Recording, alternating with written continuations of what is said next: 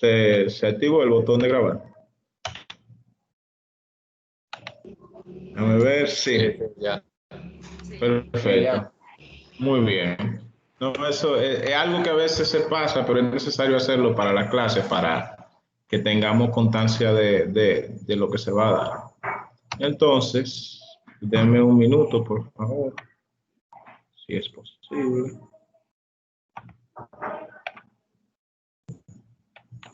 Bien, ¿se ve el programa?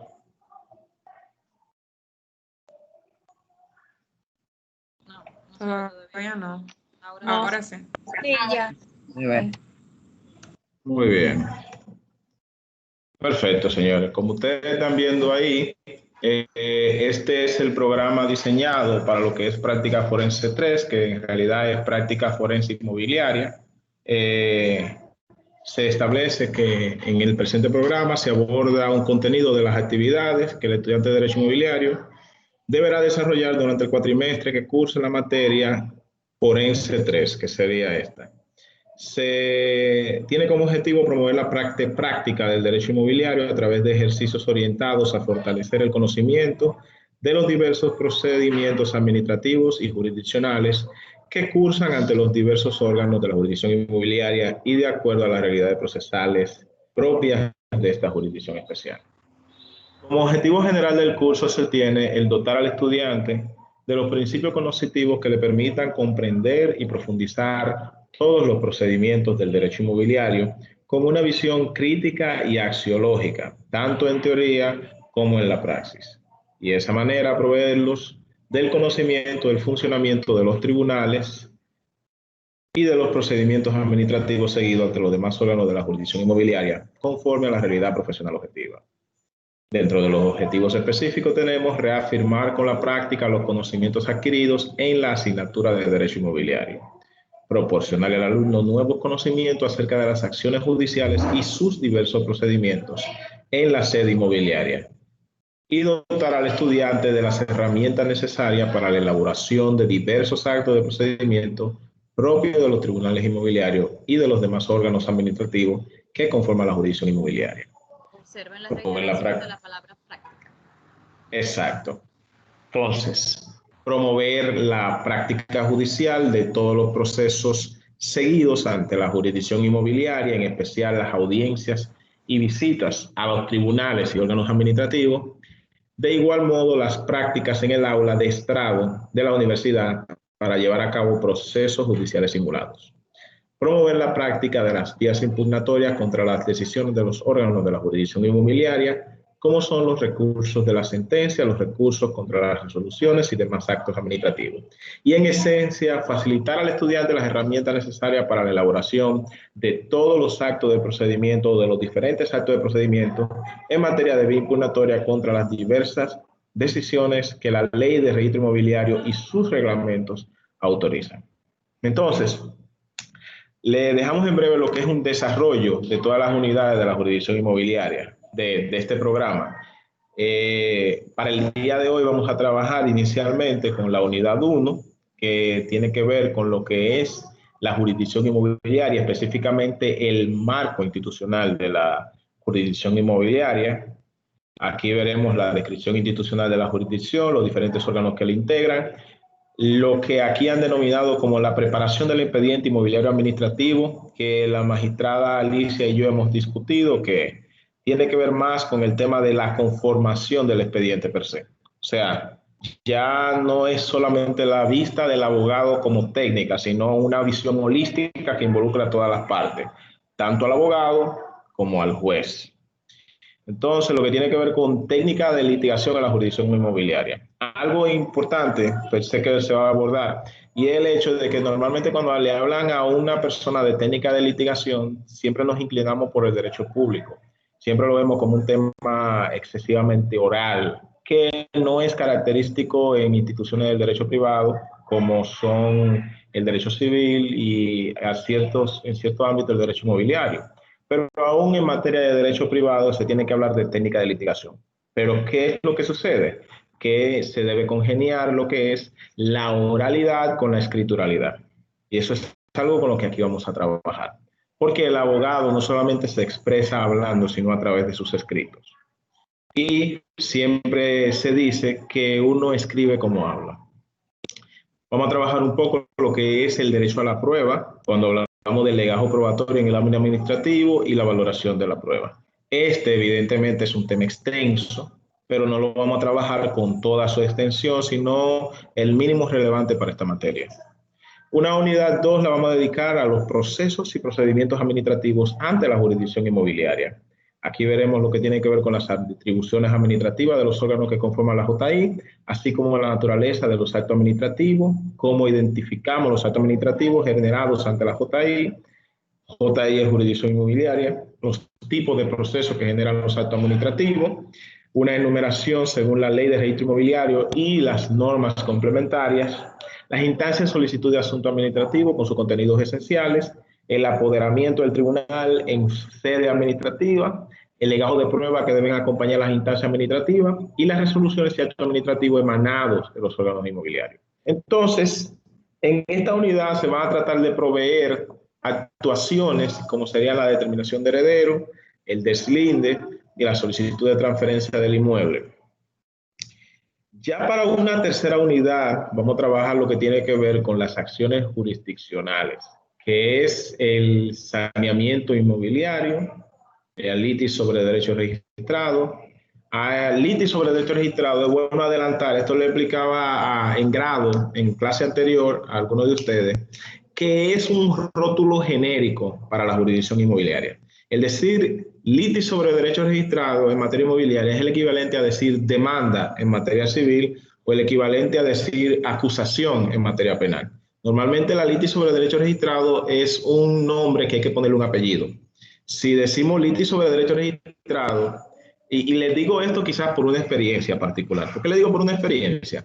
Porque yo en mi universidad, mi curso final de grado, mi monográfico, se basó en la litis sobre derechos registrados. Y dentro de lo que tenía que poner era sentencias en litis sobre derechos registrados.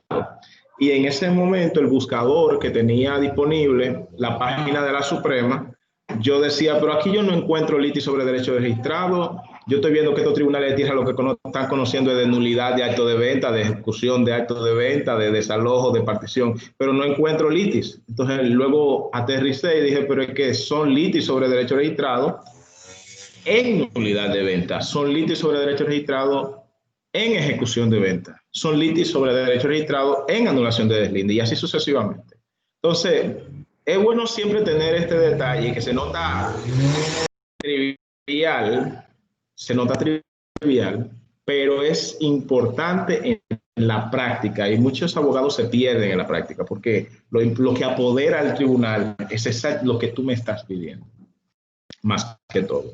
Entonces, tenemos lo que son el juicio, la audiencia de presentación de pruebas, la audiencia de fondo, los escritos justificativos. Para esta oportunidad, lo ideal en una materia como esta es hacer como una especie de simulación de juicio con parte demandante y parte demandada.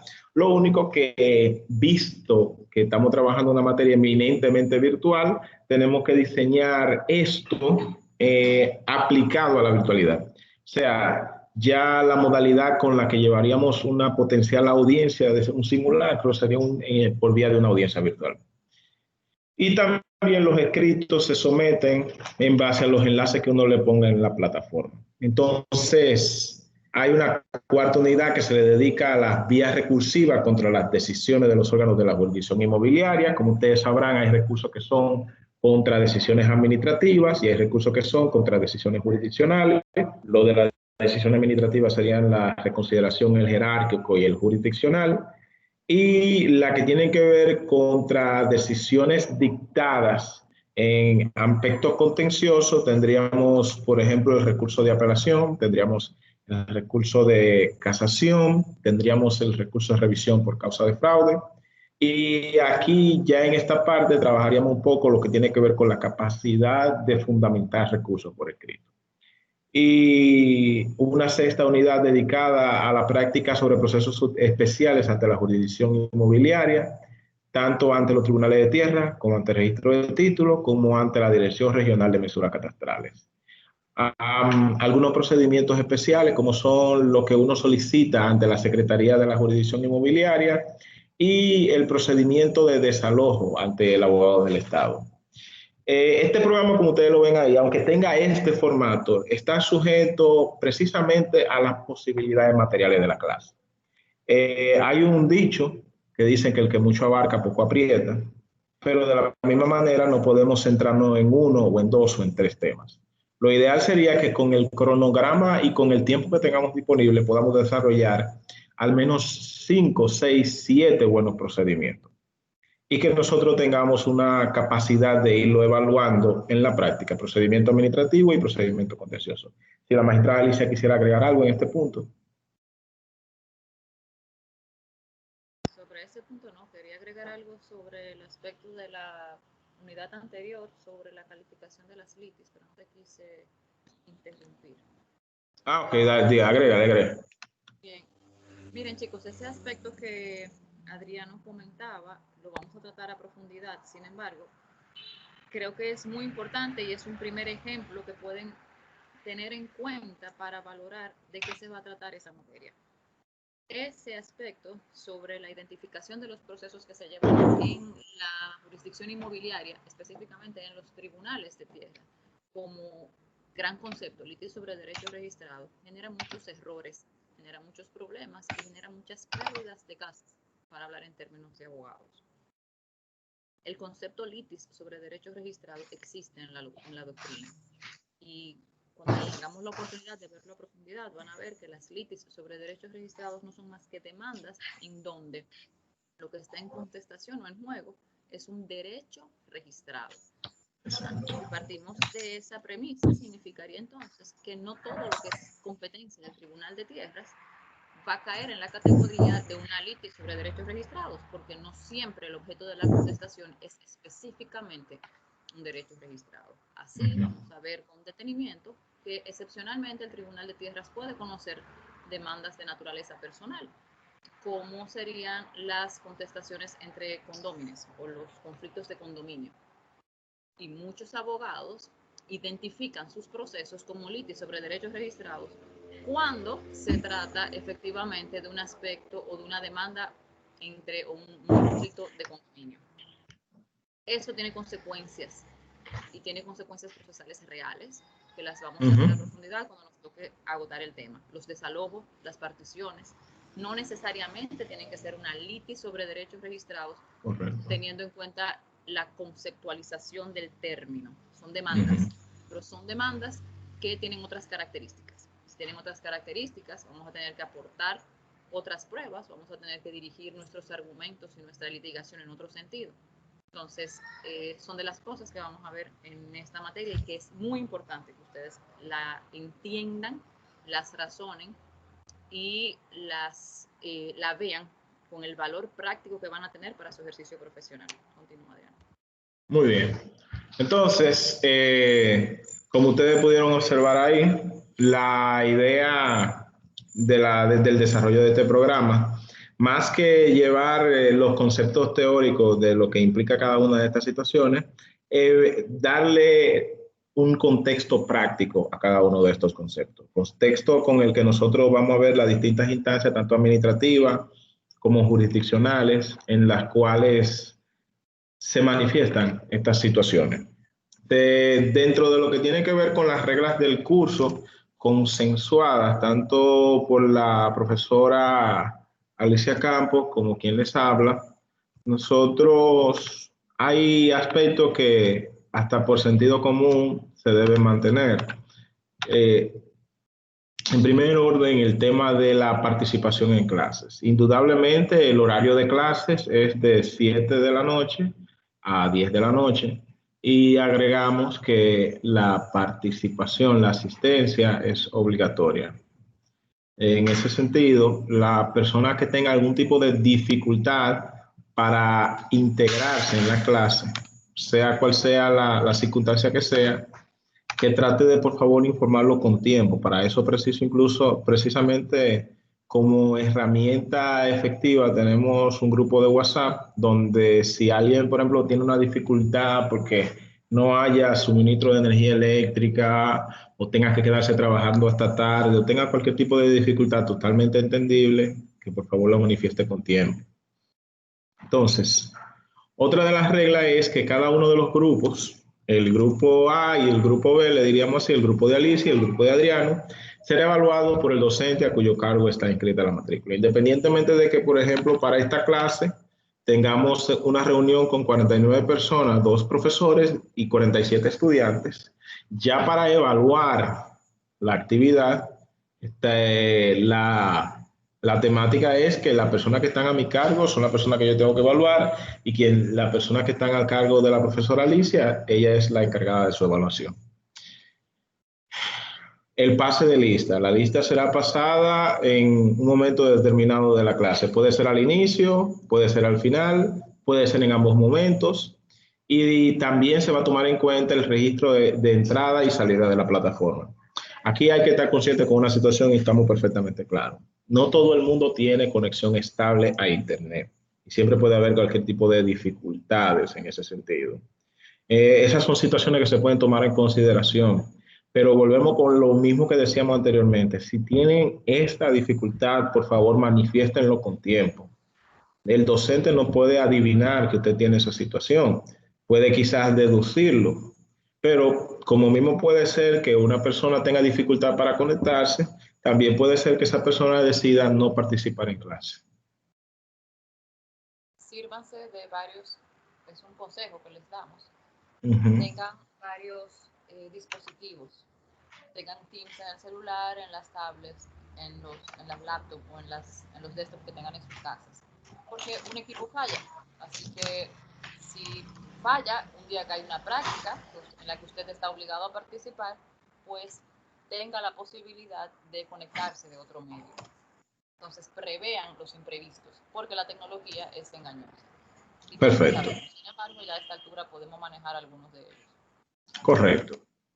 Entonces, en cuanto a lo que tiene que ver con el uso de la cámara, hay unas pautas que ha sometido la universidad y que de seguro a ustedes se le han remitido, y en caso de que no la tengan, también se le haremos llegar.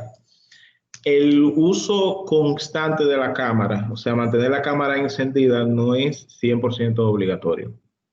Es decir, a veces hasta para que la señal se mantenga, si ustedes entienden que es preferible apagar la cámara, apagar la cámara.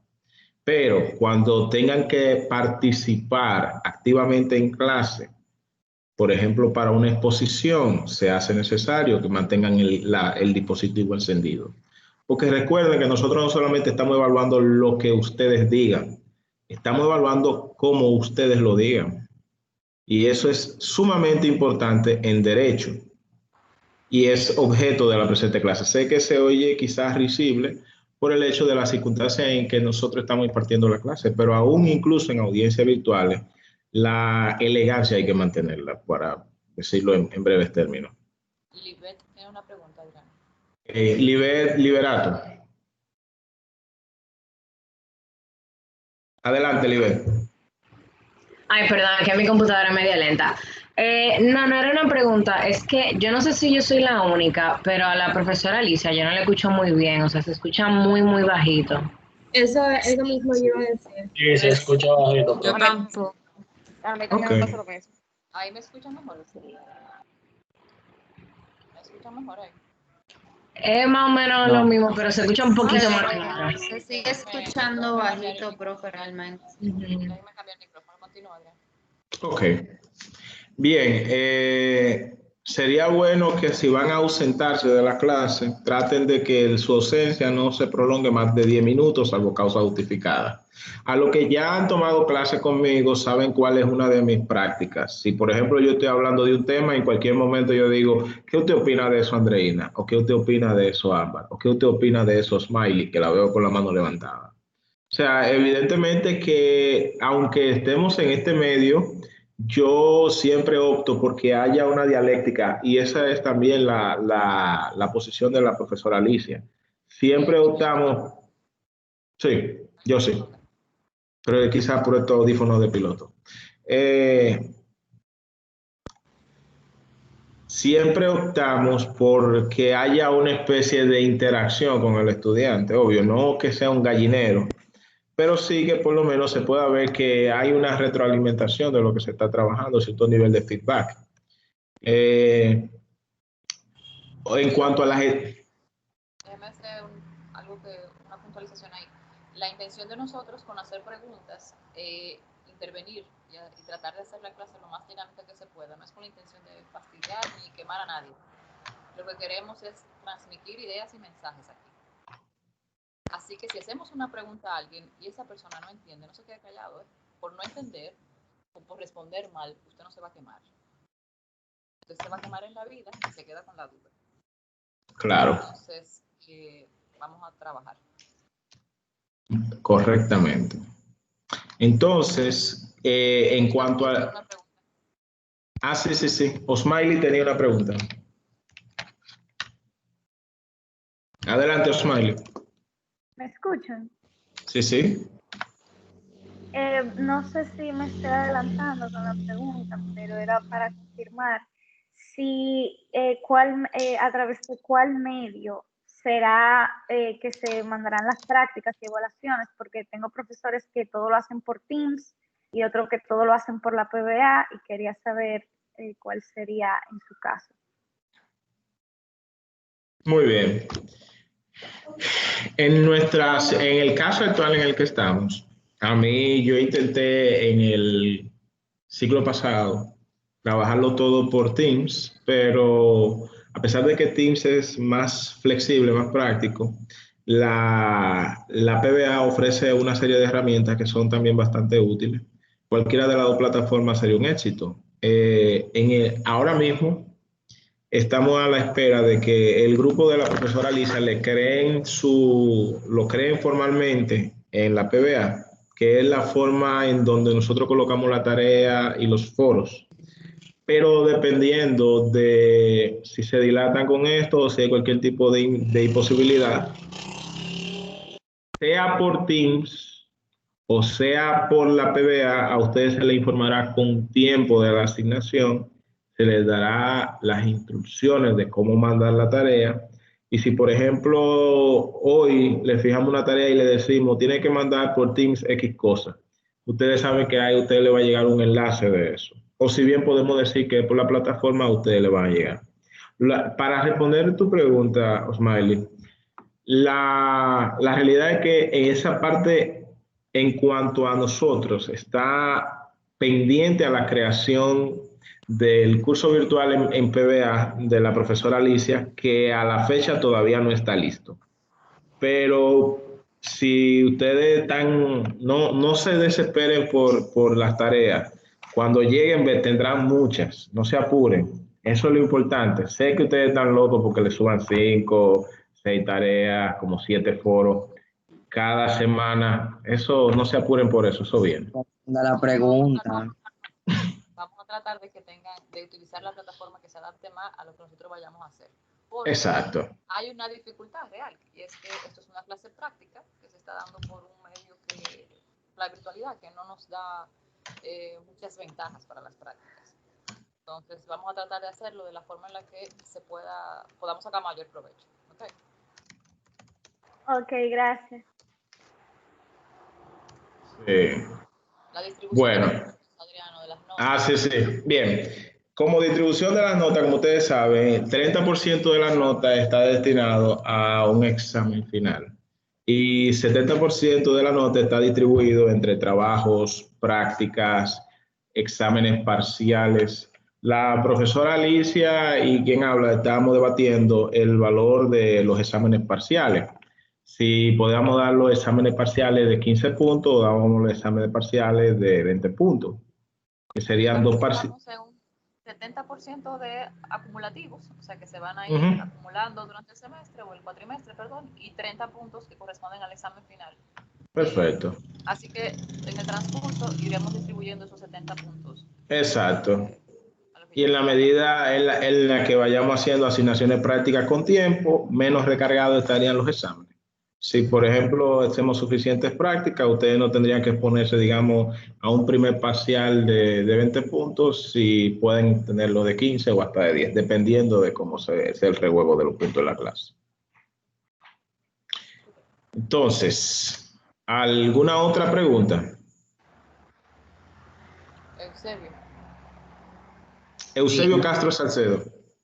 Una pregunta. Con respecto al final, profesor, ¿se va a tener, al igual que en la clase de inmobiliario, la opción de hacer un examen o un trabajo final de investigación? Esa parte la estamos en discusión, la profesora Alicia y yo. Ya eso podemos someterlo a la discusión. Si la mejor forma de ustedes evaluarlo, en vez de darle un examen en plataforma, sería algún tipo de práctica final. Eso, como hacían con nosotros en la escuela, una forma de assessment final. Sé que a Alicia le produce shock la palabra assessment, pero la metodología que se vaya a utilizar, nosotros la estamos por consensuar. No es absoluto el hecho de que al final usted va a tener que hacer un examen, un tipo test de 30 puntos, siempre y cuando sea lo que mejor convenga para la clase. Tiene que haber una evaluación final, porque es requerido. Eso sí, claro. Entonces, lo que vamos a ir ponderando y consensuando con ustedes en la medida en la que desarrollemos el programa va a ser cuál va a ser el medio que utilizaremos para tener esa última evaluación objetiva, por decirlo de alguna manera, ¿ok? Pero no se desesperen, que estamos el primer día, entonces vamos a ver cómo llegamos al final. ¿Okay? Perfecto, gracias. Muy bien, ¿alguna otra pregunta?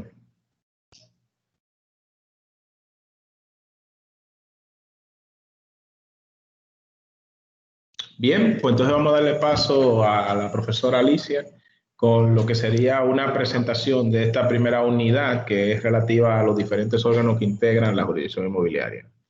Adelante, profesor. ¿Me escuchan bien ahora? O mejor que ahorita, espero que sí. Un poco bajito, profe, pero se escucha. Sí, sigue estando un poquito bajito, pero se puede. Ahí me escuchan. Hagan un esfuercito, se escucha. ¿Me escuchan mejor ahí?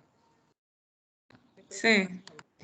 Realmente se escucha súper bajito, profe. Por lo menos a mí. ¿Sube el volumen? No. ¿Tú tienes tu volumen máximo? Yo tengo un normal. Sí, yo lo tengo en 100 realmente. Bueno, trataré de hablar lo más alto que pueda. Bien. Ahí yo la escuché mejor. Bien, pues entonces vamos a hablar con más ánimo. Yo también estoy cansada, pero estamos aquí. Bien, chicos, en esta primera unidad, que sería la unidad más teórica que tenemos, comenzamos con un primer tema, que es el marco institucional de la jurisdicción inmobiliaria. La jurisdicción inmobiliaria, igual que otras instituciones del Estado, ha sido creada para satisfacer una necesidad que obviamente va conducida a la transferencia inmobiliaria y la protección de los derechos reales inmobiliarios registrados en nuestro país, lo que significa satisfacer necesidades, primero, de salvaguarda de la propiedad inmobiliaria, y eso lleva aparejado aspectos económicos importantes para nuestro país.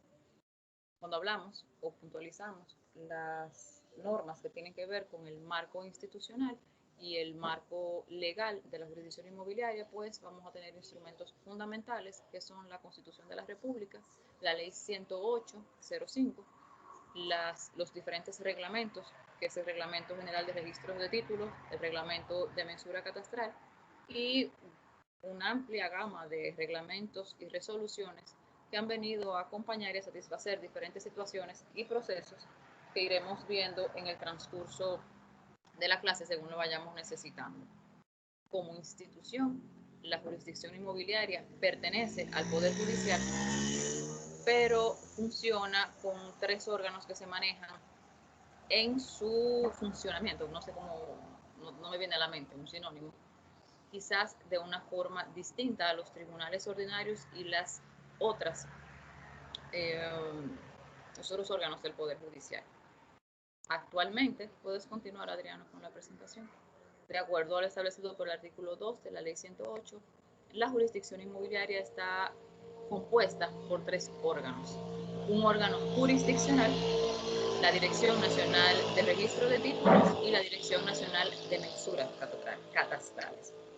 Los órganos jurisdiccionales corresponden a los tribunales de tierra. Actualmente la composición de los órganos jurisdiccionales está agotada en 2 órganos: el Tribunal Superior de Tierras, que es el tribunal colegiado y de grado superior, y el tribunal o los tribunales de jurisdicción original, que es un tribunal unipersonal, que es el equivalente a los juzgados de primera instancia o de primer grado.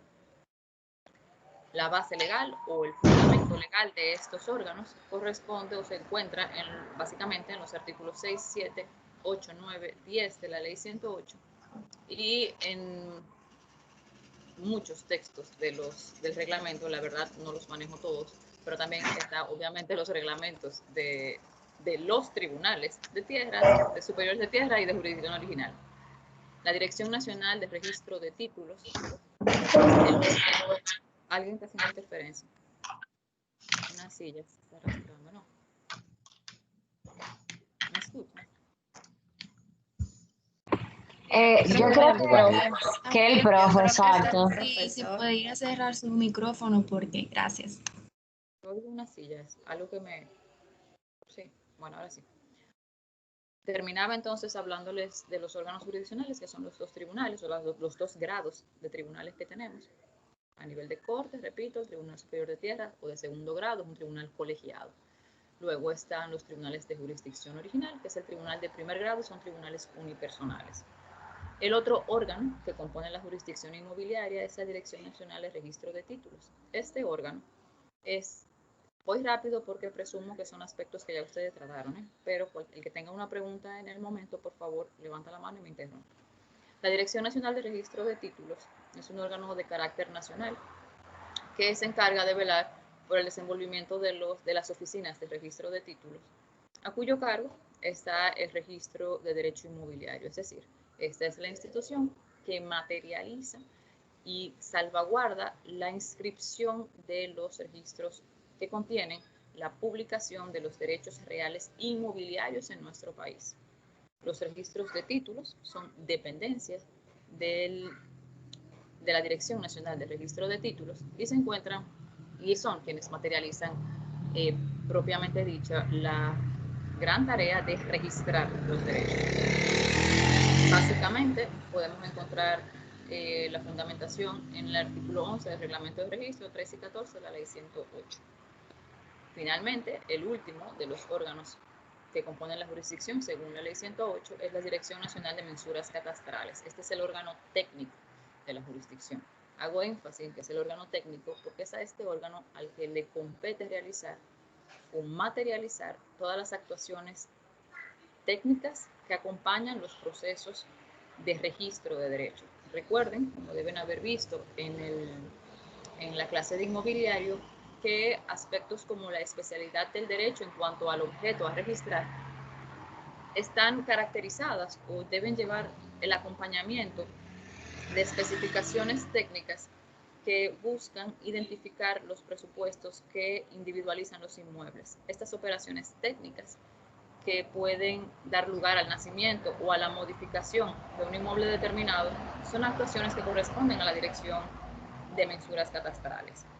Entonces, la base legal es el 11 del Reglamento General de Mensuras. Esta base legal refiere a la conceptualización del órgano, bien, pero ustedes saben que todo el instrumento todo el reglamento desarrolla todas las funciones y todos los procesos que se agotan durante la Dirección Nacional de Mensura, igual que como ocurre con la Dirección Nacional de Registro. Y, por supuesto, el 15 y el 16 de la Ley 108.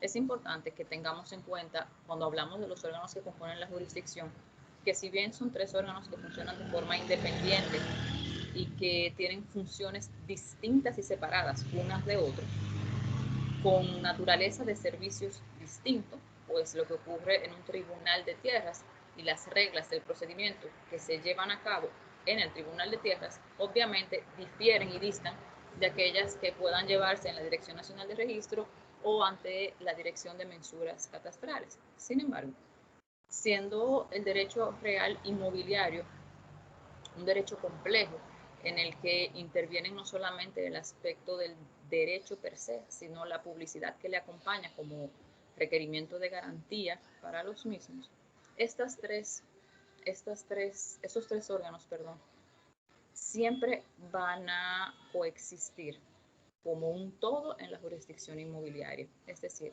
no podrá haber tribunal de tierras si no existe dirección de mensuras, pero tampoco podrá haber registro de títulos si no existe tribunal de tierras y dirección de mensuras. Bien, así que somos tres patas de una misma mesa. ¿Alguna pregunta hasta ahí? Ya, ¿no algo que agregar? No, lo único que sería bueno que siempre ellos tengan es que gran parte de los procedimientos que trabaja la jurisdicción inmobiliaria trabajan a modo de triada con la intervención de estos órganos judiciales. Y uno de ellos que es muy característico es, por ejemplo, lo que sería una subdivisión para partición, que conforme a las pautas trazadas por el reglamento de los tribunales de tierra y por la misma ley, básicamente esa es una instancia que recorre desde tribunal hasta mensura, luego vuelve de nuevo al tribunal y luego va a registro, o sea, siempre tiene que haber como una especie de lazo de comunicación entre estos órganos, pero también la actividad procesal de las partes es vital, porque es como si se fueran a litigar en tres instancias distintas, por así decirlo. Sí, y además algunos procesos como el deslinde y el saneamiento, que me imagino ya ustedes los han visto, agotan necesariamente los tres órganos. O sea, es un carrito que va a pasar por los tres órganos. También tenemos aspectos en algunos procesos litigiosos que no necesariamente inician como un aspecto puramente técnico, como sería el deslinde, que en algún momento del litigio o de la contienda, pues va a ser necesaria la intervención de uno de los otros dos órganos. En cualquier conflicto, en cualquier litigio sobre derecho registrado, puede ser necesaria la intervención de una prueba o documento que vaya a ser emitido por el registro, pero también puede ser necesaria la realización de una experticia técnica a cargo de la Dirección Nacional de Mensuras. Claro. Así que es importante que retengan que aunque somos tres órganos diferentes, somos tres órganos con una composición diferente, somos tres órganos que, llamados a conocer aspectos muy distintos, somos tres órganos que funcionamos y existimos entrelazados. ¿Ok? ¿Alguna pregunta hasta ahí? ¿Preguntas? No, seguimos. Otro tema que vamos a tratar en el día de hoy es la preparación de los expedientes y legajos probatorios. Hasta hacer desglosar este título con el que la universidad ha identificado este tema, nos resultó complejo a nosotros porque quizás esto sería la mitad del curso, la preparación de expedientes. Cuando hablamos de expedientes, en el contexto en el que estamos, debemos hacer el símil o pensar en procesos. ¿Cómo vamos a prepararnos para los diferentes procesos? Y aquí, bueno, vamos a comenzar, nos vamos a centrar primero quizás en los tribunales, en los procesos judiciales, pero también vamos a tocar qué hacer en mensura, qué hacer en el registro. Los expedientes o los procesos ante los tribunales se dividen o los podemos clasificar en dos grandes grupos. Los administrativos, que corresponden a la jurisdicción graciosa, es decir, que excluimos la controversia, la contradicción, y los procesos contenciosos, que serían las demandas, para que nos vayamos ubicando. En estos aspectos, pues tenemos que iniciar necesariamente por el principio, ¿verdad? Obviamente, cómo apoderamos el tribunal, cómo apoderamos mensura, cómo apoderamos el registro, si es a los otros órganos a donde nos vamos a dirigir requiriendo algo. Eso que requerimos es la pretensión. ¿Qué queremos? ¿Qué pedimos de un tribunal? ¿Qué pedimos contra una persona? ¿Qué pedimos del registro o qué pedimos de mensura? Dependiendo de aquello que vamos a perseguir, van a haber formas de apoderamiento, van a haber documentos que debemos aportar y van a haber formas necesarias para llevar o presentar esa pretensión, ese objetivo que pretendemos obtener de ese órgano en particular. No sé si quieres decir algo, Adriano, o paso al siguiente, a las pruebas. No te oigo, tu micrófono está apagado. No se escucha, está en mute. Tu micrófono está apagado. Juan de Dios tiene una pregunta. Adelante, Juan de Dios. Juan de Dios. Hello, ¿me escuchan? Sí, le escuchamos, Juan de Dios. Yo estoy teniendo problemas de conexión, entonces no sé si me permiten la cámara. No hay problema. Manténganla. Si tienen problema de conexión, puede no tener que prender la La cámara. tablet, me estoy cortando. Ok, Sí. mi pregunta en realidad va en torno al apoderamiento del tribunal.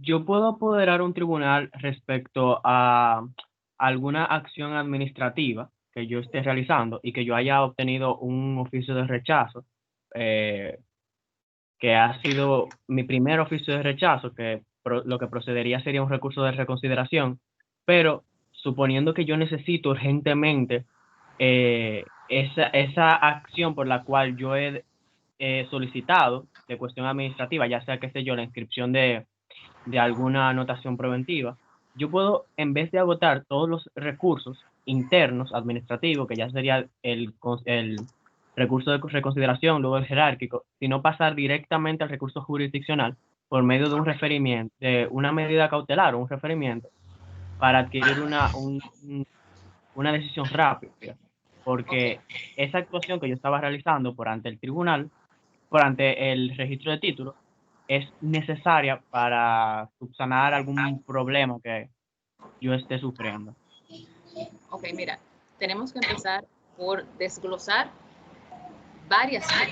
Tú has mencionado más de 5 o 6 conceptos diferentes y has mezclado jurisdicciones. Entonces vamos a comenzar por el principio. Tu primera pregunta fue si tú podías apoderar el tribunal de un asunto administrativo y luego dijiste, partiendo de un oficio de rechazo que me dio el registro, ¿verdad? Entonces, primero, y aunque nos estamos adelantando mucho, es importante que te ubiques siempre en el órgano en el que estás, porque cada órgano, como dije al principio, tiene sus procedimientos. El registro de título es un órgano de naturaleza administrativa, como la DGI, para que nos ubiquemos. Eso significa que las decisiones que emite el registro de título tienen un sistema, una jerarquía de recursos que corresponden al derecho administrativo. Como tú bien señalas, un oficio de rechazo, pues, puede ser solicitada la reconsideración ante el mismo registrador o puede luego irse al jerárquico ante la Dirección Nacional. Esa estructura y esos recursos que estamos enlistando corresponden a la estructura administrativa y responden a la naturaleza administrativa del registro. Si cambiamos la página y cambiamos de órgano, nos vamos entonces al Tribunal de Tierra. El Tribunal de Tierra es el órgano jurisdiccional, es decir, es un tribunal. Aquí, aunque se hizo una similitud y tenemos esos mismos recursos, pues estamos ya en sede jurisdiccional. Ojo, no estoy hablando de sede contenciosa, pero sí estamos en un tribunal, ya no estamos en un órgano administrativo. ¿Me va siguiendo, verdad? Entonces, cuando mutamos al tribunal, ocurre lo siguiente. Tú no puedes intentar continuar el proceso administrativo que llevas en el registro, mutarlo en el mismo escalón al tribunal. Eso no es posible.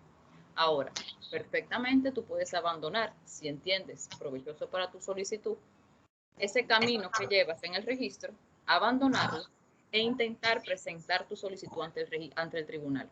¿Qué ocurre? Al principio hay atribuciones que son propias del registro, que si las planteas en el tribunal te conducirán a un rechazo. ¿Ok? Ahora, si puedes, luego de agotar o de tramitar los recursos administrativos contra ese oficio X, pues irte entonces al jurisdiccional ante el superior de tierra, que sería el último recurso contra ese auto administrativo. Apoderar el tribunal. Alguien tiene una interferencia que no me deja ver. No lo voy a ver.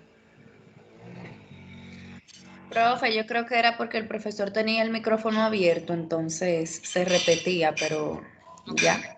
Bueno, entonces, ¿quieres apoderar el tribunal en jurisdicción, perdón, en sede administrativa? Perfecto. ¿Cómo se apodera el tribunal en sede administrativa? Una instancia donde vas a hacer un planteamiento, vas a hacer una instancia con los requerimientos que establece la ley para el tribunal. Y esa instancia va a generar una resolución, no un oficio, va a generar una resolución del tribunal que a la vez podría ser rechazo también y a la vez podrías necesitar agotar entonces los recursos ante el tribunal, que vendrían a ser igual la reconsideración ante el mismo juez tribunal que dictó la decisión y luego el jerárquico ante el Tribunal Superior de Tierras. Lo que quiero señalar en este punto, sin ganas de adelantarme, es que me parece un ejemplo formidable del paralelismo de los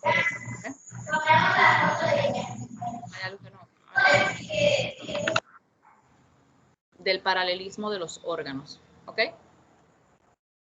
Una misma solicitud debe agotar un trámite ante el registro de títulos o ante el tribunal. Si vas a abandonar la sede administrativa, es decir, si vas a abandonar el registro, terminas ahí y te vas a tribunal. En tribunal haces el planteamiento, pero el planteamiento del tribunal ya no va a estar atado a lo que intentaste hacer en el registro. No sé si me doy a entender. ¿Quién hizo la pregunta? Retroaliméntame si me sigues.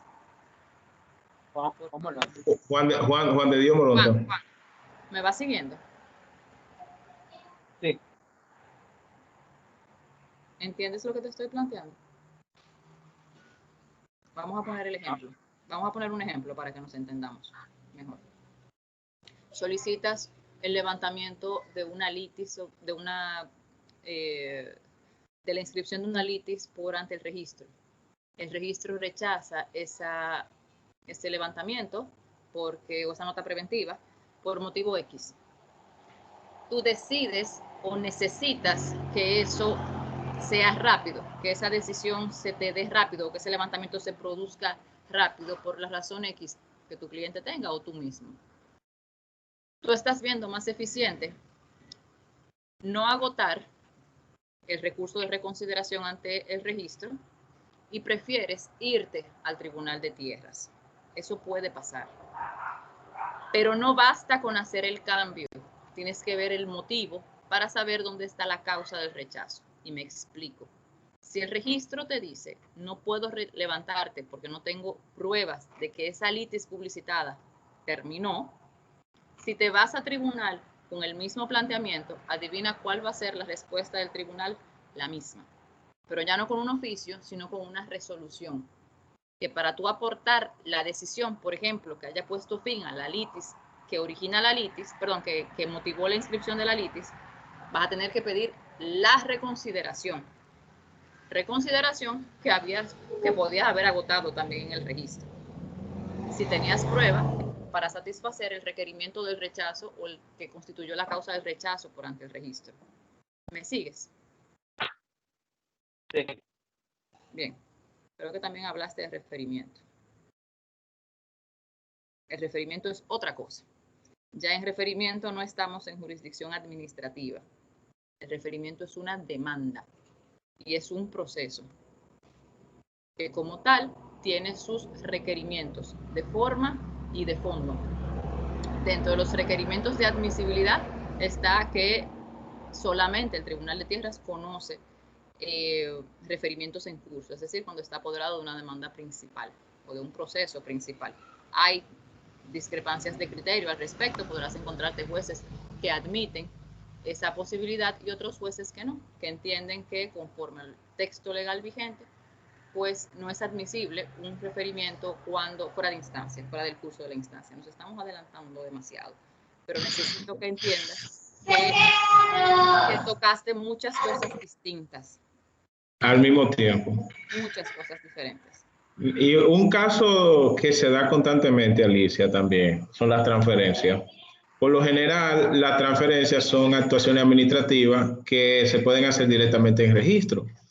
Pero mucha gente entiende que los registradores o te ponen la 1001, o por gadejo, o porque extrema susceptibilidad, o simplemente porque algo no cuadra en el expediente, o te lo observa o te rechaza la transferencia. Entonces, en algunos tribunales había la práctica de solicitar administrativamente la transferencia. Eso incluso en muchos tribunales aquí en el Nordeste sucedía. Y personalmente, siempre yo tenía una dificultad con el tema de la transferencia. Yo decía, si todo está bien, ¿por qué no pasó sin pena y sin gloria por registro? ¿Y por qué tú me lo quieres someter administrativamente? Entonces a veces decían, no, porque el registrador no tiene constancia de la firma del comprador o lo que sea, o la firma del vendedor. Entonces te someten una transferencia, pero solamente te están representando, por ejemplo, una parte. Te representan al comprador, pero tú no tienes al vendedor ahí. Y ahí tú tienes una pequeña dificultad porque ya sometido en foro judicial, una transferencia es esencialmente una ejecución de contrato, lo que tenemos en nuestras manos.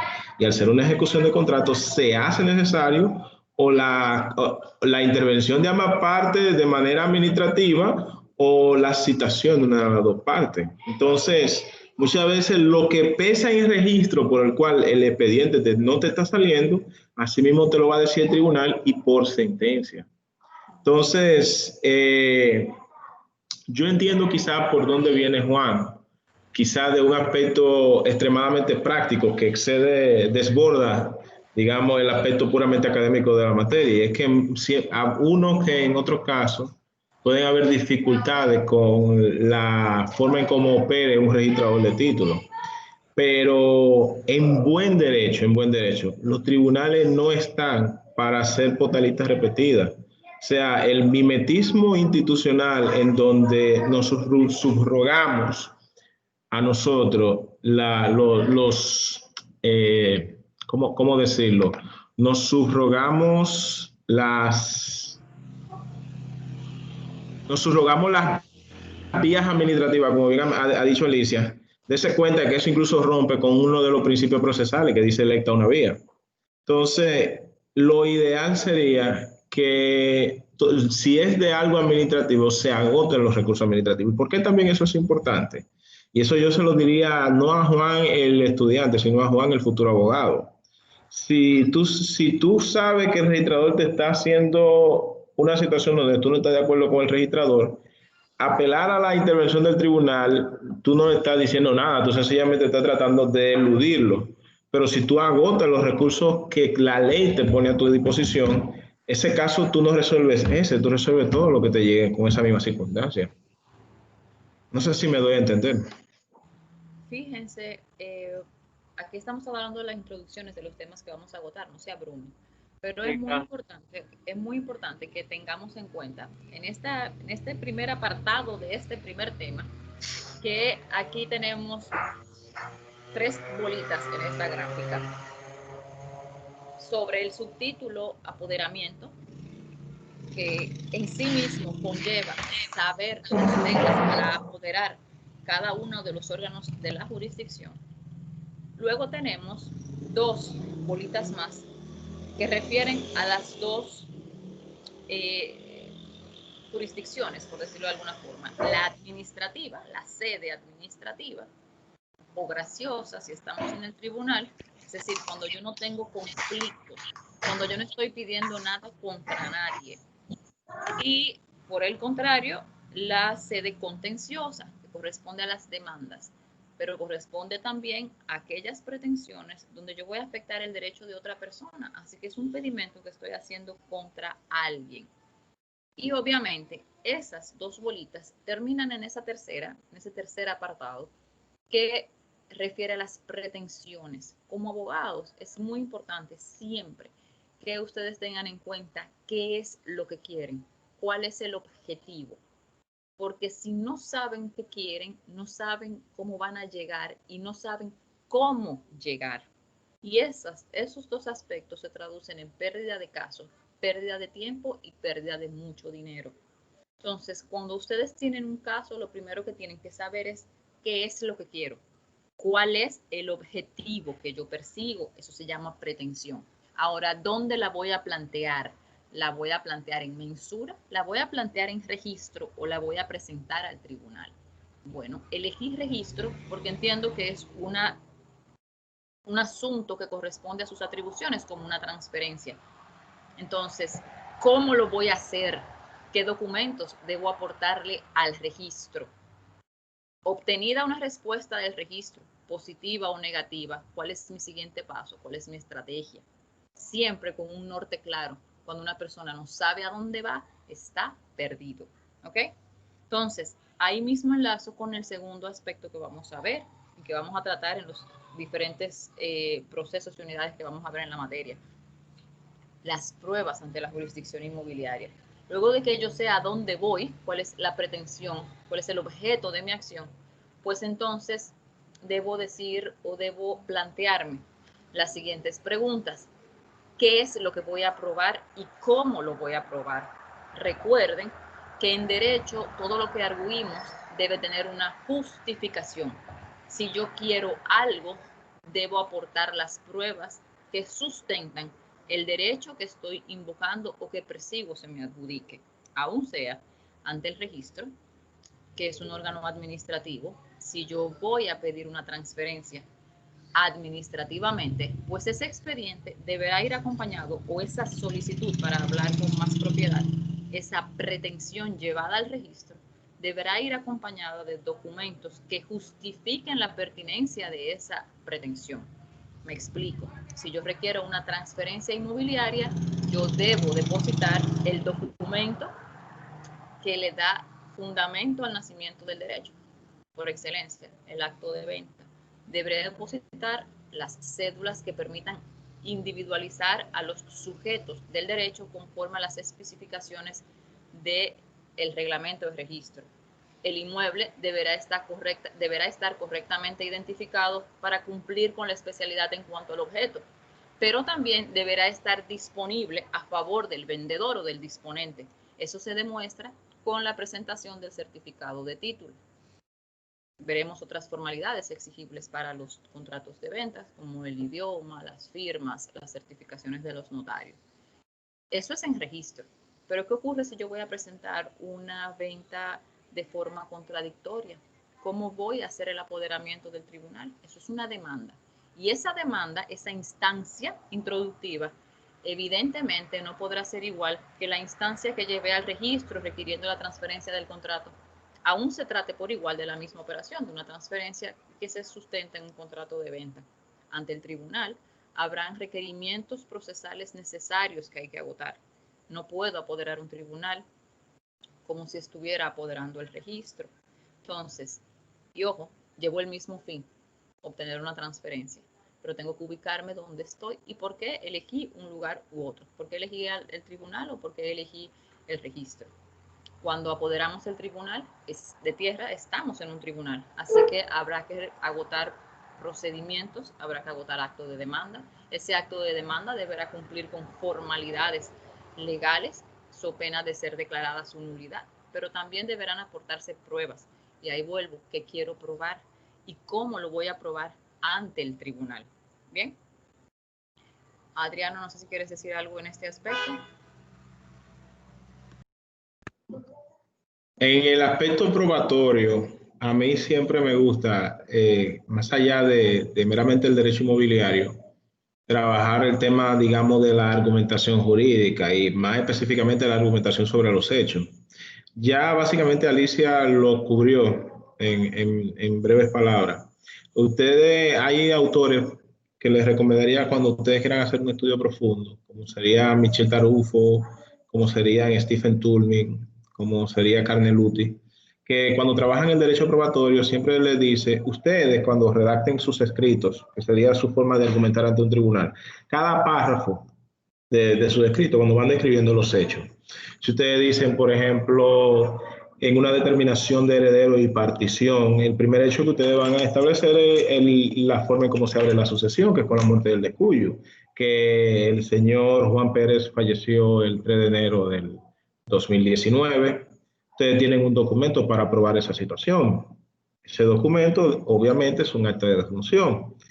pero no siempre puede aparecer un acta de defunción. A veces tenemos que hacer de tripas corazón para que el documento que no aparece con facilidad, ver cómo lo suplimos con cualquier otro acto disponible.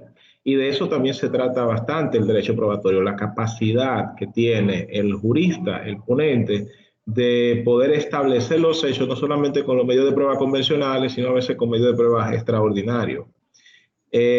Ustedes en su ejercicio profesional se verán con casos, digamos, extremos.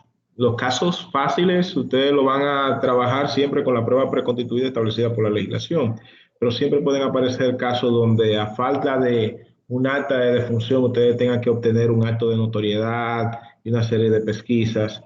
Lo importante es que no se pierda el norte. Al abogado se le ha enseñado o se le ha mal enseñado la falacia ad numerum. ¿Cuál es la falacia ad numerum? Que mientras más papeles deposito para algo, mejor es el caso, y esa no es la realidad. O sea, si usted hace algo, usted lo hace con un propósito. Si usted está depositando un documento es porque usted quiere probar algo con ese documento. Muchas veces los abogados cuando van a los tribunales, es como disparando desde la cintura. No sé si ustedes saben que la idea de disparar desde la cintura es como disparando sin apuntar a lo que se le pegue. Y esa mecánica no es una mecánica ni eficiente, ni efectiva, ni eficaz. Entonces, más pesa no el que deposita más documentos, sino el que pueda probar la mayor cantidad de proposiciones jurídicas con la menor cantidad de documentación. Una misma prueba, un mismo elemento de prueba puede probar varias cosas. Eso puede darse.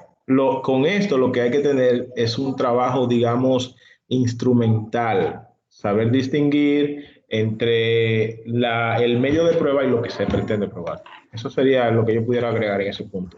Bien, entonces concretamos en este aspecto cuando vamos a preparar un expediente, y por expediente entendemos cuando vamos a prepararnos para iniciar un proceso ante la JI, tenemos que primero pensar qué queremos, cuál es la pretensión, cuál es nuestro objetivo. Cuando tenemos eso claro, ¿dónde lo vamos a presentar? ¿En cuál de los órganos? Si es en el Tribunal de Tierras, ¿en qué competencia, en qué atribuciones? ¿Administrativas o contenciosas? Ante el tribunal, perdón, ante el registro y ante mensura, pues como son órganos de naturaleza administrativa, siempre serán administrativas y responderán a las estructuras administrativas para sus recursos. En el tribunal, como dijimos, puede ser administrativa cuando estamos sin controversia, sin contradicción, y contencioso cuando se trata de una demanda propiamente dicha. Luego que tengo ese primer punto agotado, entonces, ¿qué voy a probar? ¿Qué necesito probar para obtener esa pretensión? Para que me sea concedido eso que estoy pidiendo. ¿Qué tengo que demostrar? ¿Cómo demuestro que ese inmueble que reclamo me pertenece o le pertenece a mi representado? Si ya sé lo que quiero probar, ¿cómo lo pruebo? Y ahí viene una palabra mágica que acaba de decir Adriano: eficacia. No se trata de aportar todo lo que yo tenga en mi mano, sino aportar lo que eficientemente demuestra lo que yo quiero demostrar. Bien. Y el último aspecto sería cuándo y cómo voy a presentar esa prueba. Igual tenemos que volver al inicio, dependiendo el órgano en el que estemos. Esa producción probatoria tendrá diferentes momentos. Para sintetizarlo, sin que esto signifique que luego lo vamos a ver a más profundidad, si estamos en sede administrativa, es decir, si estamos en el Tribunal de Tierra apoderado en jurisdicción graciosa, en el registro de títulos o en mensura, la instancia introductiva de ese pedimento deberá ir acompañado de los documentos que sustentan la misma. En cambio, si estamos en el tribunal, pero en atribuciones contenciosas, pues habrá que agotar una demanda que implicará la celebración de una audiencia de prueba con sus propias características. Bien, continuamos, Adrianito.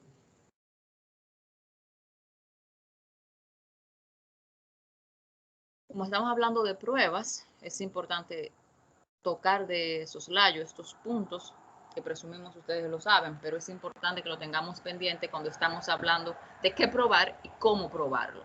Recordemos que en derecho tenemos hechos jurídicos y hechos simples o materiales. Los hechos jurídicos son hechos que sean dependientes de la voluntad del hombre o de la naturaleza, producen efectos jurídicos, mientras que otros derechos, los simples o materiales, son hechos que sean voluntarios o no voluntarios, de la naturaleza o del hombre, no tienen consecuencias jurídicas, mientras que los actos jurídicos son una manifestación voluntaria del hombre que tiende a crear, modificar, extinguir derechos y obligaciones. Bien, sabemos que ambos aspectos responden en sentido general a un principio probatorio. Los hechos se pueden probar con una libertad probatoria amplia, mientras que los actos jurídicos, en principio, deben ser demostrados por escrito o conforme a las reglas tasadas según el caso y la norma de que se trate o el acto de que se trate. Continuamos. Cuando hablamos de prueba y de aportación de prueba, tenemos que también refrescarles lo que es la valoración probatoria, porque ya hablamos de que ustedes tienen que aportar, ustedes como usuarios o ustedes como abogados en ejercicio, como parte que requiere. Ahora, aportada esa prueba, alguno de ustedes también será juez. Entonces, ¿qué hace el juez con la prueba? Bueno, pues la valora. La valoración de la prueba es la actividad racional que se pone a cargo del juzgador. Aquí en juzgador podríamos poner entre paréntesis el registrador cuando está haciendo la función calificadora, porque es juzgador de esa operación que se le está planteando. No podemos ver esa palabra juzgador en sentido estricto del juez como titular o presidente de un tribunal. Entonces, es esa operación mental o intelectual que va a hacer ese juzgador para determinar la eficacia probatoria de esos elementos que se hayan producido o aportados en el curso de un proceso para demostrar los hechos alegados. Y ahí volvemos al principio. ¿Qué aporté? ¿Cuál es su eficacia? ¿Para qué lo aporté? ¿Y es capaz ese documento o esa prueba de demostrar lo que quiero? Bueno, eso lo va a decir ese juzgador. En sentido general, existen dos sistemas de valoración probatorio que la doctrina entiende de forma general y ya aceptados. Pues tenemos la libre valoración y la prueba legal o tasada. La libre valoración, a su vez, se subdivide en la íntima convicción, que es aquella donde el juez toma la decisión y se hace un juicio sobre la eficacia probatoria sin tener necesariamente que dar una explicación motivada sobre eso. Luego tenemos el sistema de la sana crítica, que responde a una valoración racional, razonada, que obliga a ese juzgador a dar conclusiones motivadas de por qué llegó a dar a esa prueba X valor o a excluirla, siempre sobre las causas o las motivaciones de la lógica y la experiencia, sin caer en abstracciones que desprecien pues el pensamiento racional. Y las pruebas legales o tasadas son aquellos documentos o aquellas pruebas que la ley les da o les confiere un valor probatorio específico. En nuestro sistema convergen la sana crítica con la prueba tasada. Tendríamos un sistema mixto de valoración, porque ciertamente se nos exige, las sentencias tienen como requerimiento de fondo la necesidad de tener una motivación razonada al hacer la valoración probatoria. No menos cierto es que existen en nuestro sistema pruebas donde el legislador o documentos a los que el legislador les ha otorgado determinado valor probatorio y establece hasta requerimientos formales necesarios para que esa prueba tenga ese valor que se pretende obtener o dar a la misma. ¿Algo que agregar ahí, Adrián? Más que agregar, quería, aunque sea brevemente, que pudiéramos debatir un punto sobre esto, porque sigue siendo, digamos, un tema recurrente en algunos jueces del derecho privado, y es si deberíamos nosotros en el derecho privado zafarnos, por así decirlo, del sistema de la prueba legal o tasada para abrazarnos en un sistema de libre valoración, específicamente una modalidad de sana crítica, pero en derecho privado. Tomemos en consideración en ese sentido de que se ha hablado siempre de la posibilidad de adoptar un nuevo Código Procesal Civil con tendencias propias de un proceso oral, como es el Código de Uruguay. Pero más o menos en tu experiencia, porque no solamente tienes una experiencia en materia de tierra, sino en experiencia en materia civil, ¿cuál sería tu reflexión en ese sentido?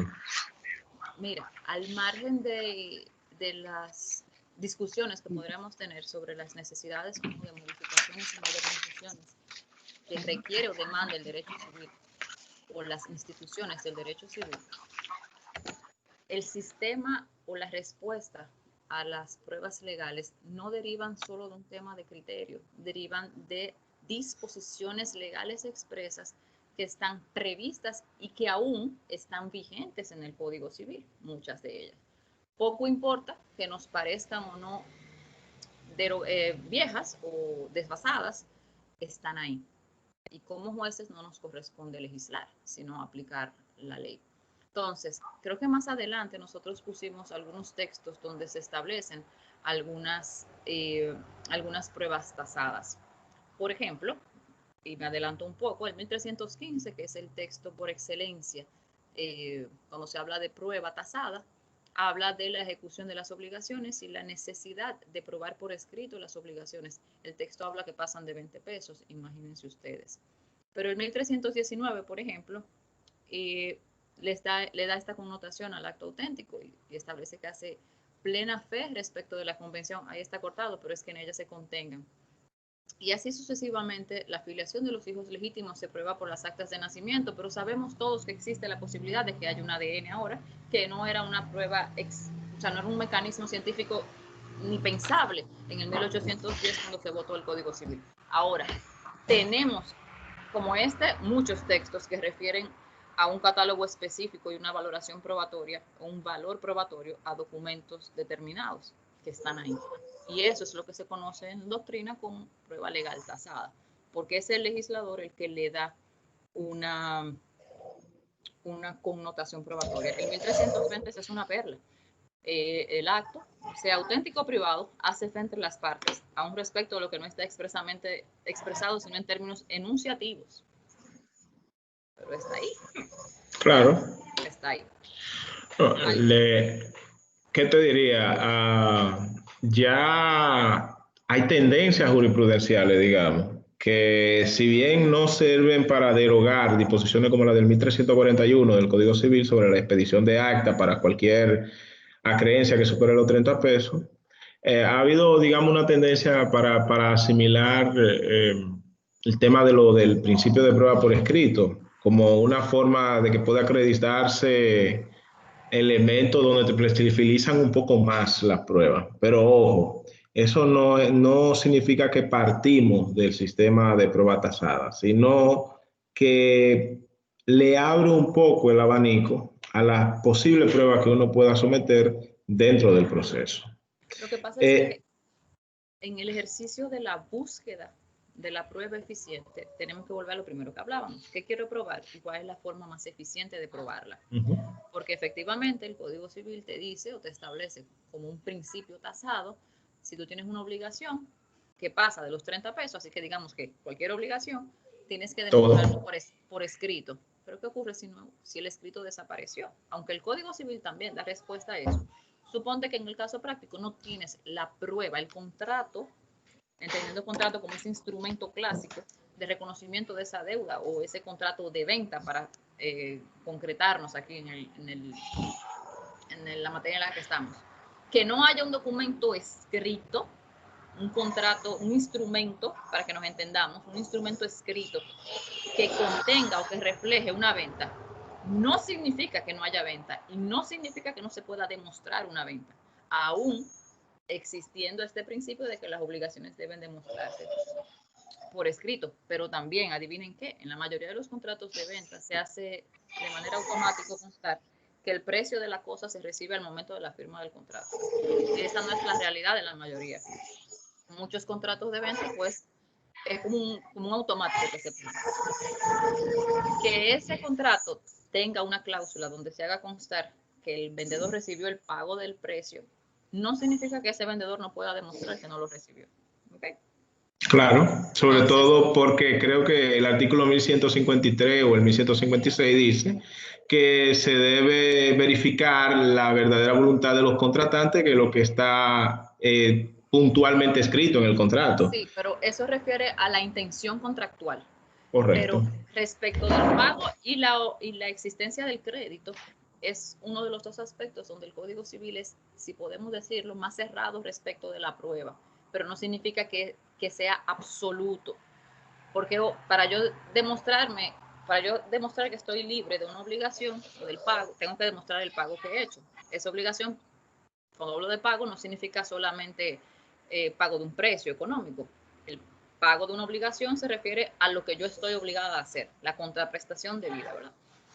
Y eso necesariamente no va a existir o no se puede demostrar mediante un documento escrito que diga recibí el pago de Alicia Campos, para que nos ubiquemos, ¿verdad? Entonces, quedará de cada caso, porque es imposible que agotemos el abanico de posibilidades y probabilidades, quedará de cada caso y de cada abogado ubicarse en su contexto y saber qué quiere demostrar y qué instrumentos tiene para demostrar eso a lo que quiere llegar.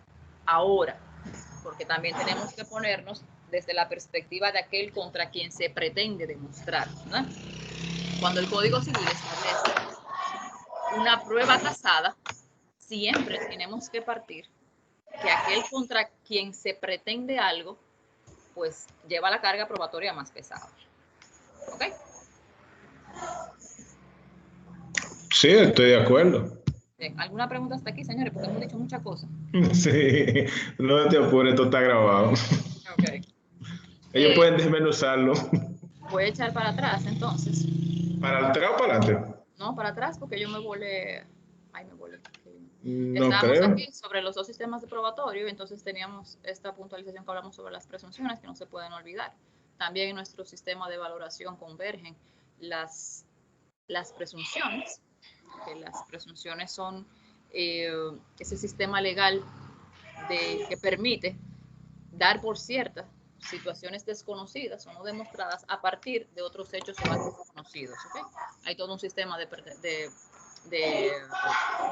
legales que están también establecidas en el Código Civil y creo que en otras normas también.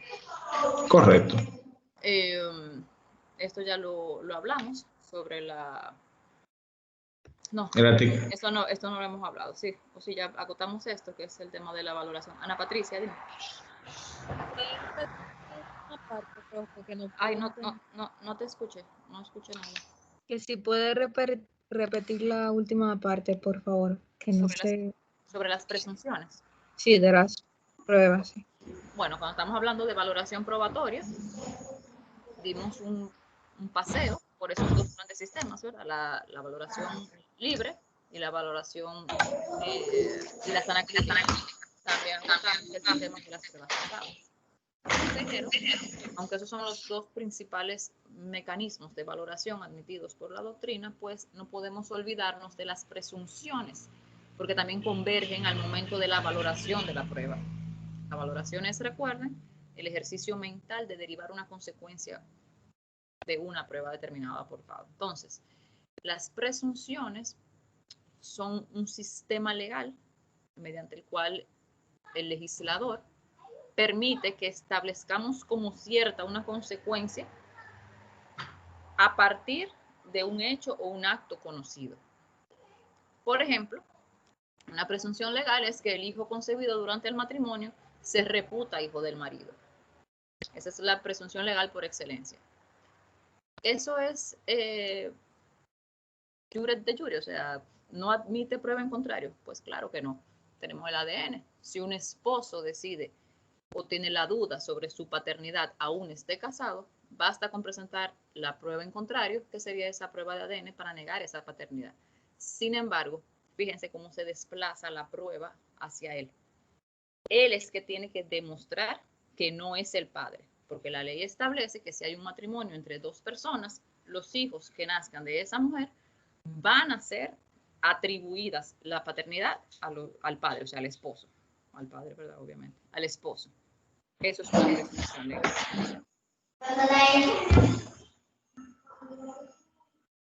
¿Está claro, Ana? Todo claro, gracias, maestra. Perfecto, continuamos. Señores, aquí estamos haciendo cosas, repasando conceptos que nosotros presumimos ustedes manejan. Si alguno tiene una duda o quiere que aclaremos algo, aún no sea en esta clase, pues le damos con más profundidad. Bien, nosotros entendimos que esto era como un marco conceptual que teníamos que agotar aquí para que luego entrar en materia, por eso vamos rápido. Pero cualquier aspecto, no se queden con dudas y hasta podemos dedicarle más tiempo a otra clase. Bueno, ya las pruebas tasadas las vimos. Y algunas, la prueba ante la jurisdicción inmobiliaria no es extraña al sistema probatorio ni a las reglas de prueba en otros tribunales, ni tampoco en sede administrativa para hablar de prueba o cómo probar ante el registro, o cómo probar el hay una interferencia.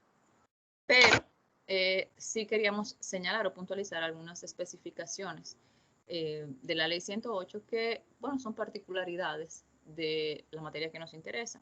Una de ellas es el principio noveno, donde, dime Isaías. Isaías, te escucho. Sí, profe, disculpe que le interrumpa, pero quedé como con una duda. ¿Este material que están utilizando en la clase, lo van a subir en algún momento en la PBA? Lo vamos a pensar. Ok. Sí, claro que sí. Claro que lo subimos. Ok. Claro que lo subimos. Bueno, hablaba entonces de que el principio noveno de la ley 108. Pero sí, también en cuanto a la intervención de Isaías. Señores, la diapositiva son mera, digamos, referencia para la clase. Guías. Siempre no se queda una clase en donde alguien pregunte por diapositiva que nunca en su vida va a leer, porque al final del día son, digamos, unos resúmenes, unos bosquejos de toda una clase que se va dando. No sé si ustedes me entienden.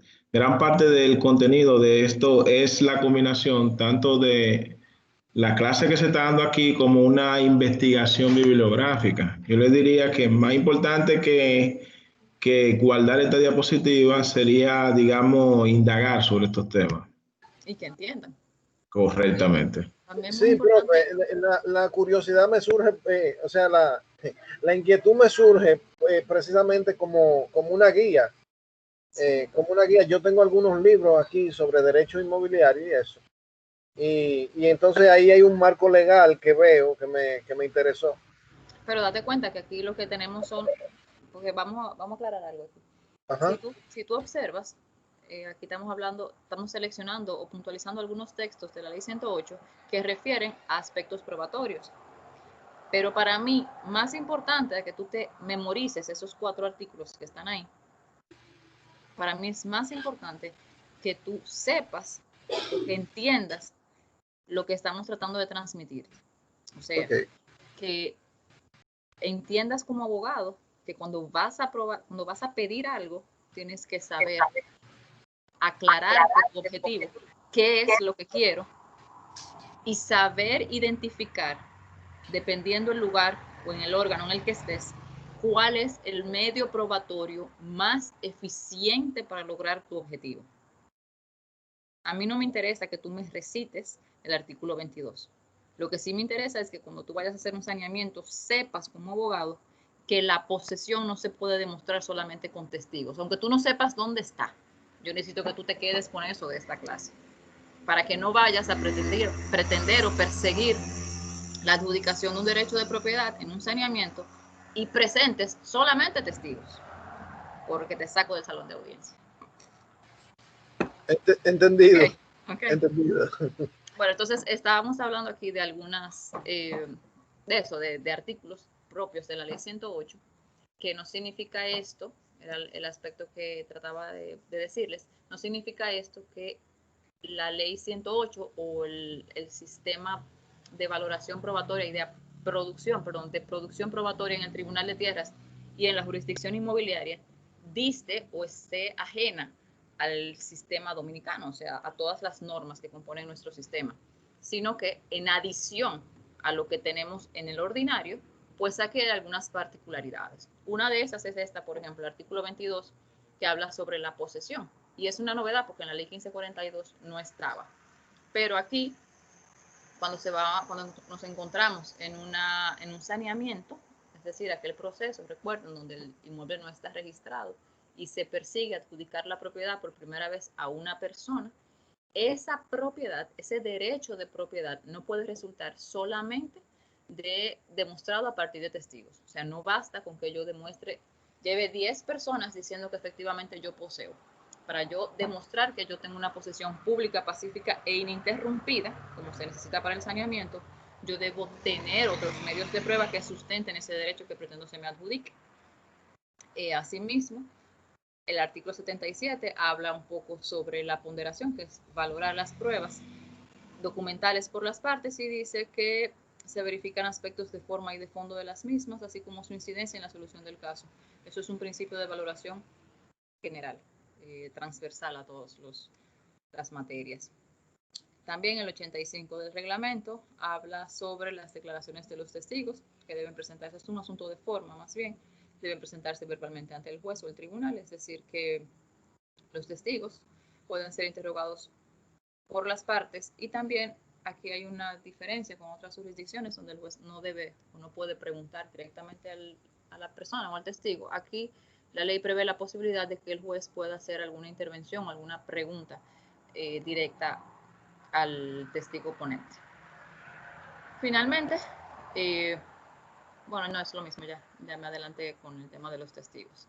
Y con eso terminamos o agotamos la parte que teníamos para el día de hoy. Adriano, no sé si quieras agregar algo más. Bueno, lo único que yo agregaría sería que hay que tener en consideración, así lo ha mencionado Alicia, que cuando a ustedes le mencionen, y ya no solo en materia inmobiliaria, sino en derecho privado, cuando le dicen que la prueba por excelencia es la materia civil, yo diría pongan un poco los frenos y verifiquen qué es lo que se está litigando, qué es lo que se va a debatir en el proceso, y dependiendo de la naturaleza del caso, ahí sabremos a ciencia cierta si lo que se va a aprobar es algo que se determina exclusivamente con pruebas documentales, por excelencia. También otra cosa que se debe tomar en consideración, y es que aunque es entendible la posición del tema del legislador como la fuente precisamente para el tema de la prueba tasada, hay realidades que muchas veces se le van más adelante al legislador.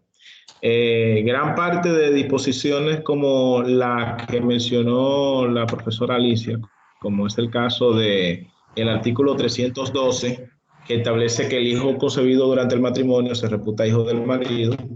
La misma legislación plantea en ese mismo articulado algunas excepciones específicas, sobre todo, por ejemplo, si es un hijo que durante el tiempo que fue concebido, la persona duró 180 días fuera del hogar porque estuvo en la guerra o porque estuvo en alta mar, o sea, les resultaba materialmente imposible ser el padre de la criatura de conformidad con la configuración legal. Pero hoy por hoy esa disposición del artículo 312 se confronta a una realidad propia de las pruebas científicas que pueden determinar la verdad material de los hechos. ¿Qué yo le pudiera decir en ese sentido? Yo le pudiera decir que sin derrocar el sistema de prueba tasada, sin derrocar el sistema de prueba legal, que es el que reina tanto en materia civil en gran parte como en gran parte de los procesos de materia inmobiliaria, el caso y sus particularidades son las que van a determinar cuál es el elemento de prueba idónea con el cual usted quiera probar su variable práctica en el proceso. Solamente eso que debería agregar. Pero conocer estas particularidades es importante no solamente por un tema de elegancia, sino porque, fíjense, cuando hay una prueba legal tasada, la carga de la prueba se desplaza de una persona a otra. Recuerden que yo estoy pidiendo algo contra alguien. Si mi representada, si yo tengo una situación con un matrimonio y mi representada está casada con una persona X y ha tenido se ha producido en ese matrimonio 3 hijos, yo como abogado solamente tengo que depositar el acta de matrimonio para que se presuma o sea, para dar por establecida la paternidad a cargo o a favor del esposo. Sin embargo, ese esposo o el abogado de ese esposo que dice o niega la paternidad de uno de sus 3 hijos, no le basta con decirlo, va a tener que demostrarlo, lo que significa que su actividad probatoria va a ser distinta a la mía. ¿Me entienden? O sea, ¿entendemos el ejemplo? Si usted tiene la última parte, porque no estoy escuchando, que hay un micrófono abierto. Ok, repito otra vez. Cuando hablamos de sistemas o de pruebas legales tasadas, es importante entender que la trascendencia de estos conceptos afecta la carga de la producción probatoria. Carga de la producción probatoria es un concepto que refiere a quién le corresponde aportar la prueba. Bien, poní el ejemplo porque es uno de los aspectos más fáciles que podemos utilizar en este tema, de la presunción de la paternidad durante el matrimonio. Y poní el ejemplo. Si tengo un matrimonio, un conflicto entre 2 personas legalmente casadas, donde dentro de las contestaciones está la paternidad de uno de 3 hijos, como abogada de la señora, por ejemplo, yo solamente tendría que demostrar que los 3 niños nacieron durante el matrimonio. Con eso, el juez puede establecer o atribuir la paternidad al esposo. Eso es una presunción legal. Ahora, si la otra parte quiere demostrar lo contrario, ¿qué es lo contrario? Que esos 3 niños aún hayan nacido durante el tiempo de vigencia de ese matrimonio, uno o todos o ninguno no son hijos de ese padre, entonces ese abogado que quiere negar ese hecho que la ley presume, tiene una carga probatoria distinta. No le basta depositar un acta, no le basta depositar una prueba de salida del país, un pasaporte sellado. Tiene que destruir esa prueba, por ejemplo, con una prueba científica. Mira, una prueba de ADN aquí donde demuestra que yo no soy el padre. O, como dice Adriano, si utilizamos los plazos, pues fíjate que yo tengo 10 años sin venir al país y los niños tienen 4, 5 y 6.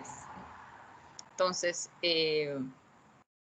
eso se llama distribución o carga dinámica de la prueba. ¿A dónde se traslada la prueba? ¿Quién tiene la fuerza o la obligación de demostrar algo, un hecho controvertido? Bien, entonces por eso es importante este tema, porque cuando estemos trabajando los diferentes procesos que vamos a agotar, tienen que ver qué van a probar, cómo lo van a probar y cuál es la prueba más eficiente dependiendo el rol en el que están.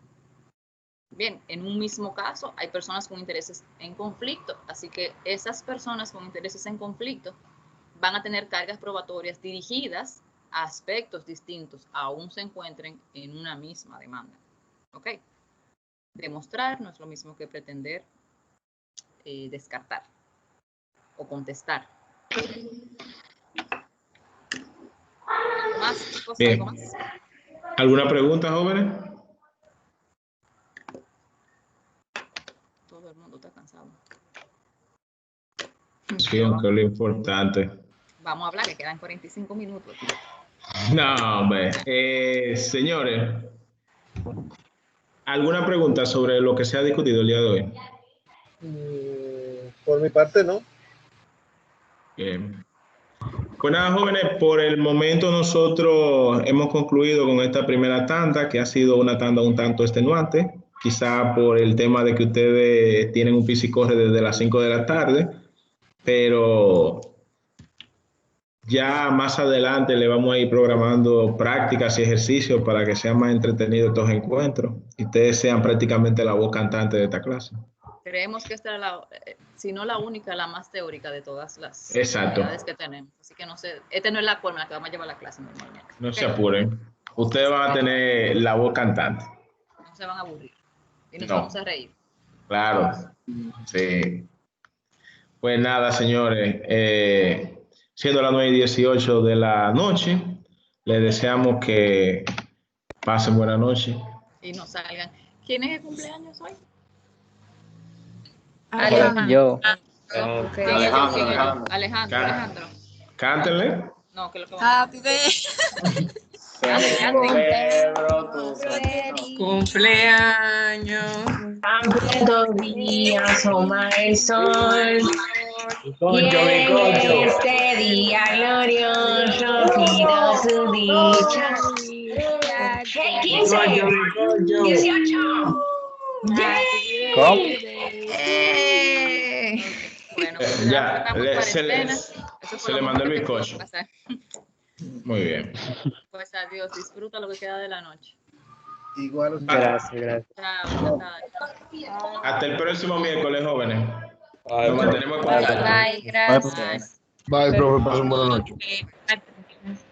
Pasen buena, profe.